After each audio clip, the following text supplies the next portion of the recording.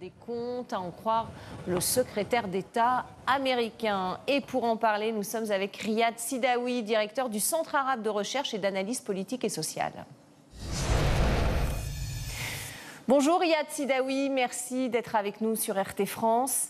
Donald Trump, on le voit, est assez virulent envers la Turquie. La menace d'Ankara contre les Kurdes est une donnée qu'il avait vraisemblablement sous-estimée en voulant se retirer immédiatement d'Irak en décembre. Oui, moi je pense que tout d'abord nous sommes face à la méthode originale de Donald Trump, c'est Twitter, c'est la communication via Twitter. Il a gagné les élections américaines via Twitter et aujourd'hui sa diplomatie et ses idées au plan international passent toujours par Twitter.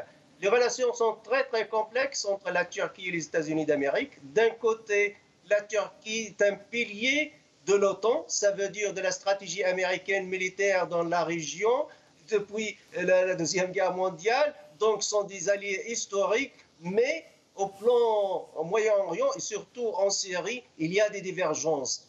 D'un côté, ils sont totalement d'accord contre Bachar al-Assad. Dès qu'il s'agit de la lutte contre Bachar al-Assad, ils sont d'accord. Mais dès qu'il s'agit de la question kurde, on voit la position de Trump, par exemple, proche du régime syrien, proche de la position de Bachar al-Assad que de la position turque. Mais aussi, rappelons-le que Joe Biden, le vice-président américain d'Obama à l'époque, quand il exerçait ses fonctions, et devant les étudiants de l'université d'Harvard, a dit clairement, et on a toujours la vidéo, nos amis turcs, qatariens et saoudiens ont soutenu et financé Daesh. Donc, le paysage est complexe. La carte forte de Trump, la carte économique, elle est réelle.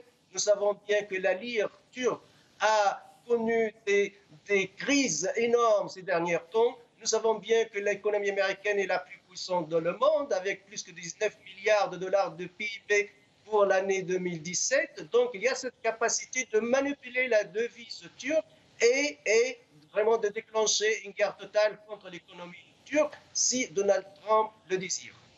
Le secrétaire d'État américain, lui, est en Arabie Saoudite. Il a demandé des comptes à Riyad sur le meurtre de Jamal Khashoggi. Est-ce que ce n'est qu'une déclaration visant à calmer les critiques aux États-Unis ou bien cette demande sera suivie de faits concrets selon vous? Oui, Jamal Khashoggi est devenu aujourd'hui une question de l'opinion publique internationale et de l'opinion publique américaine. On ne peut pas parler en tant que démocratie occidentale des droits de l'homme et de liberté et en même temps on soutient un régime qui décapite, qui tue d'une manière atroce, plus atroce que la méthode Daesh même elle-même, un journaliste qui écrit ses articles dans le Washington Post. Rappelons-le aussi, Donald Trump a établi des relations personnelles, d'ordre personnel, en tant qu'homme d'affaires, avec le prince héritier Mohammed Ben Salman, qui s'est trouvé dans une impasse totale. Il a voulu sacrifier ses adjoints et son vice-président des services secrets, Ahmed Assiri, puis son ami Saad El-Gahtani, ami d'enfance, puis d'autres officiers, mais toujours selon la version turque, selon les enregistrements, on va vraiment directement vers le premier responsable,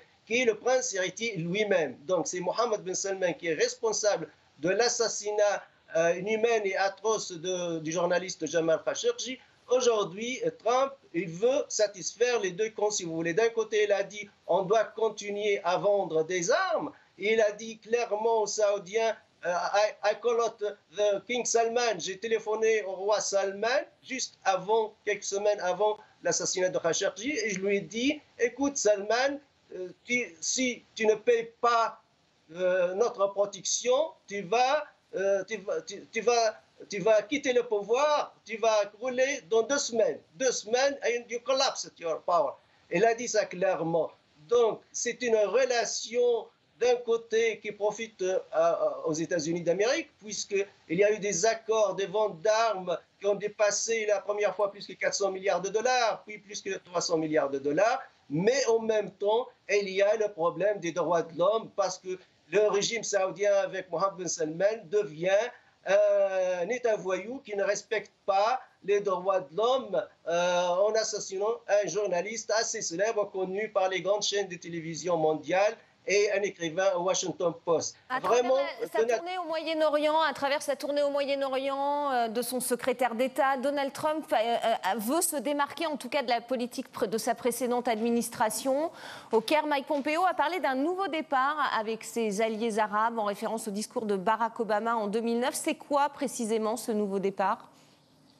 Moi, je pense que le changement radical de la politique de Donald Trump, c'est par rapport à Obama.